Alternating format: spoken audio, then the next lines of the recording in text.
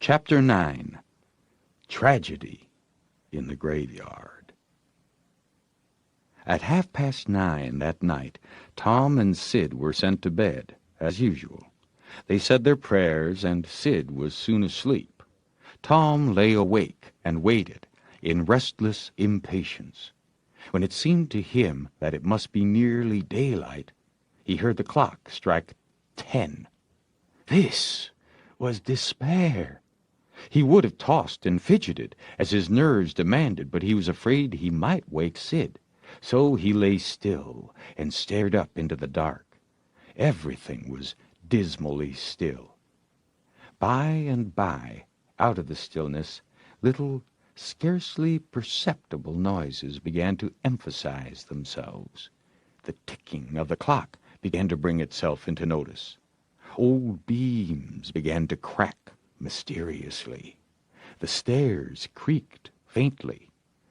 Evidently, spirits were abroad. A measured, muffled snore issued from Aunt Polly's chamber. And now the tiresome chirping of a cricket that no human ingenuity could locate began. Next, the ghastly ticking of a death watch in the wall at the bed's head made Tom shudder. It meant that somebody's days were numbered. Then the howl of a far-off dog rose on the night air, and was answered by a fainter howl from a remoter distance. Tom was in an agony. At last he was satisfied that time had ceased and eternity begun. He began to doze in spite of himself. The clock chimed 11, but he did not hear it. And then there came, mingling with his half-formed dreams, a most melancholy caterwauling. The raising of a neighboring window disturbed him. A cry of, "Spat, you devil!" and the crash of an empty bottle against the back of his aunt's woodshed brought him wide awake, and a single minute later he was dressed and out of the window and creeping along the roof of the L on all fours. He meowed with caution once or twice as he went, then jumped to the roof of the woodshed and thence to the ground. Huckleberry Finn was there, with his dead cat. The boys moved off and disappeared in the gloom. At the end of half an hour they were wading through the tall grass of the graveyard. It was a graveyard of the old-fashioned Western kind. It was on a hill about 1.5 miles from the village. It had a crazy-board fence around it, which leaned inward in places and outward the rest of the time, but stood upright nowhere. Grass and weeds grew rank over the whole cemetery. All the old graves were sunken in. There was not a tombstone on the place. Round-topped, worm-eaten boards staggered over the graves, leaning for support and finding none. "Sacred to the memory of so-and-so" had been painted on them once, but it could no longer have been read on the most of them now, even if there had been light. A faint wind moaned through the trees, and Tom feared it might be the spirits of the dead, complaining of being disturbed. The boys talked little, and only under their breath, for the time and the place and the pervading solemnity and silence oppressed their spirits. They found the sharp new heap they were seeking, and ensconced themselves within the protection of 3 great elms that grew in a bunch within a few feet of the grave. Then they waited in silence for what seemed a long time. The hooting of a distant owl was all the sound that troubled the dead stillness. Tom's reflections grew oppressive. He must force some talk. So he said in a whisper, "Lucky, do you believe the dead people like it for us to be here?" Huckleberry whispered, "I wisht I knowed. It's awful solemn like, ain't it?" "I bet it is." There was a considerable pause while the boys canvassed this matter inwardly. Then Tom whispered, "Say, Hucky, You reckon Hoss Williams hears us talking? Of course he does. At least his spirit does. Tom, after a pause. I wish I'd said Mr. Williams, but I never meant any harm. Everybody calls him Hoss. A body can't be too particular how they talk about these here dead people, Tom. This was a damper, and conversation died again. Presently, Tom seized his comrade's arm and said, "Shh!" "What is it, Tom?" And the two clung together with beating hearts. "Shh! There it is again. Didn't you hear it? There. Now you hear it." "Lord, Tom, they're coming. They're coming, sure. What'll we do?" "I don't know. Think they'll see us?" "Oh, Tom, they can see you in the dark, same as cats.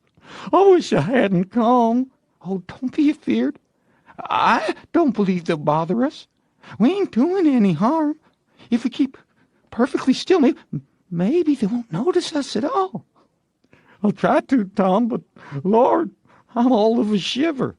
"Listen." The boys bent their heads together and scarcely breathed. A muffled sound of voices floated up from the far end of the graveyard. "Look, see there?" whispered Tom. "What is it?" "It's devil fire. Oh, Tom, this is awful." Some vague figures approached through the gloom, swinging an old-fashioned tin lantern that freckled the ground with innumerable little spangles of light. Presently, Huckleberry whispered with a shudder, "It's the devils, sure enough. 3 of 'em. Lordy, Tom, we're goners. Can you pray?" "I'll try, but don't you be afeard. They ain't gonna hurt us. Now I lay me down to sleep. Shh! What is it, Huck?"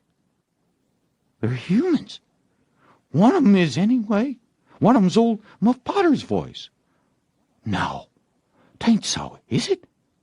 "I bet I know it. Don't you stir nor budge. He ain't sharp enough to notice us. Drunk, the same as usual, likely. Blamed old Rip."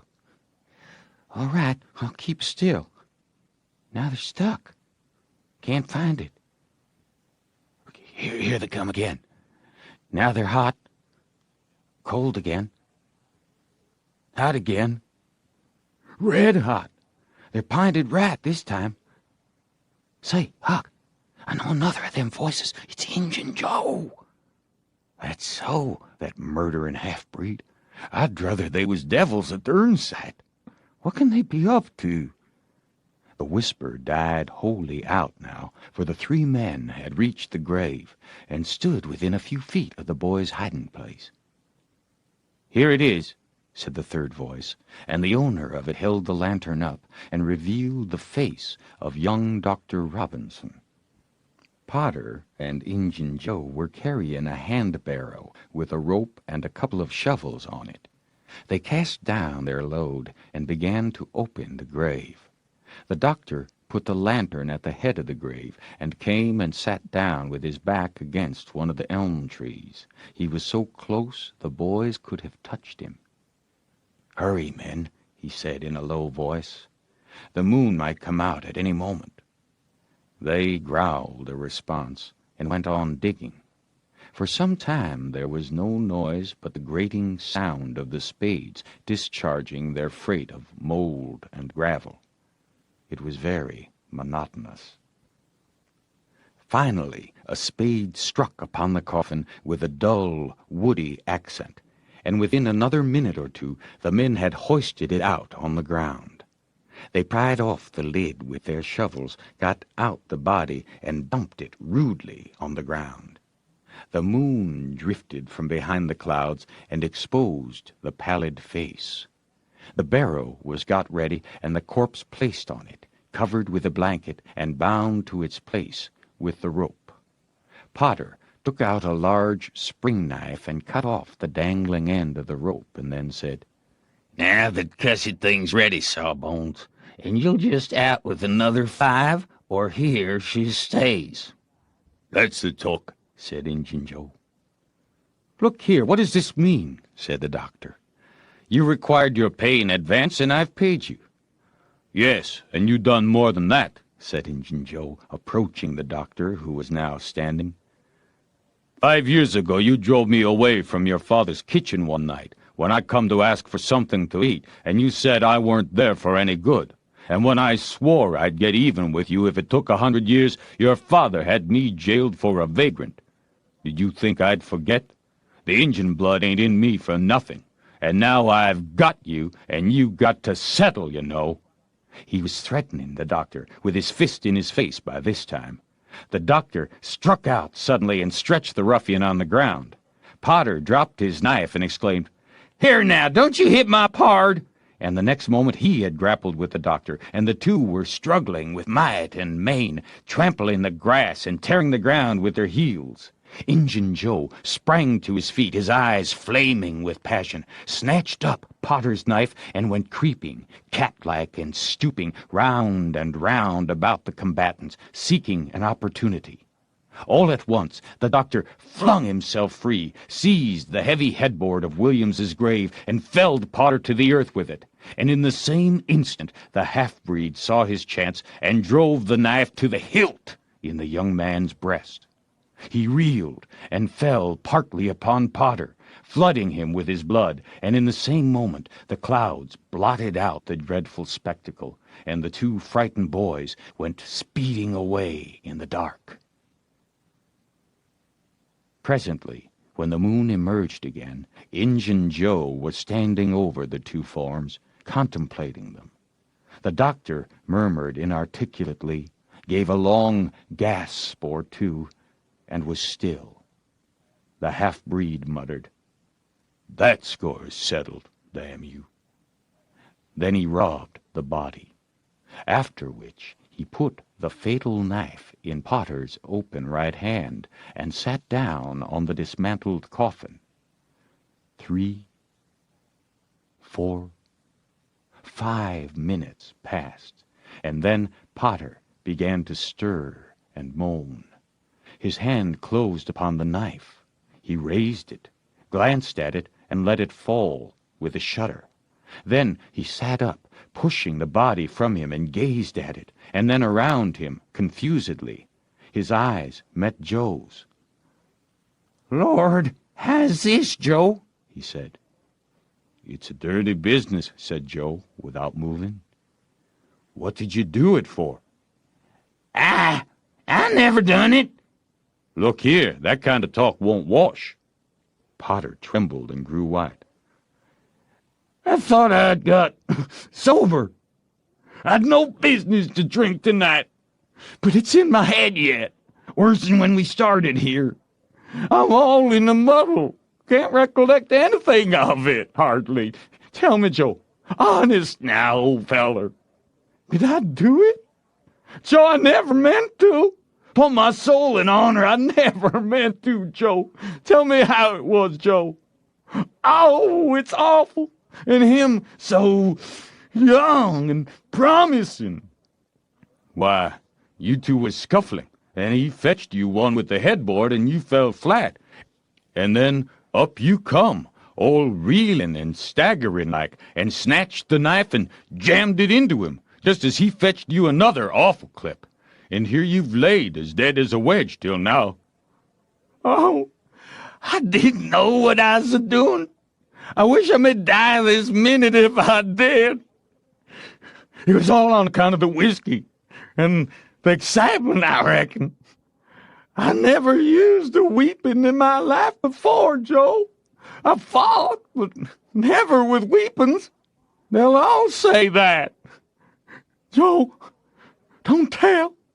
Say you won't tell, Joe. That's a good feller. I always liked you, Joe, and stood up for you, too. Don't you remember? You won't tell, will you, Joe?" And the poor creature dropped on his knees before the stolid murderer and clasped his appealing hands. "No, you've always been fair and square with me, Muff Potter, and I won't go back on you. There, now, that's as fair as a man can say." "Oh, Joe, you're an angel. I bless you for this the longest day I live." And Potter began to cry. "Come now, that's enough of that. This ain't any time for blubbering. You be off yonder way, and I'll go this. Move now, and don't leave any tracks behind you." Potter started on a trot that quickly increased to a run. The half-breed stood looking after him.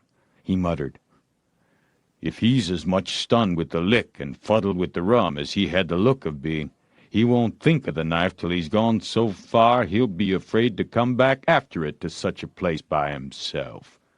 Chicken heart." 2 or 3 minutes later, the murdered man, the blanketed corpse, the lidless coffin, and the open grave were under no inspection but the moon's.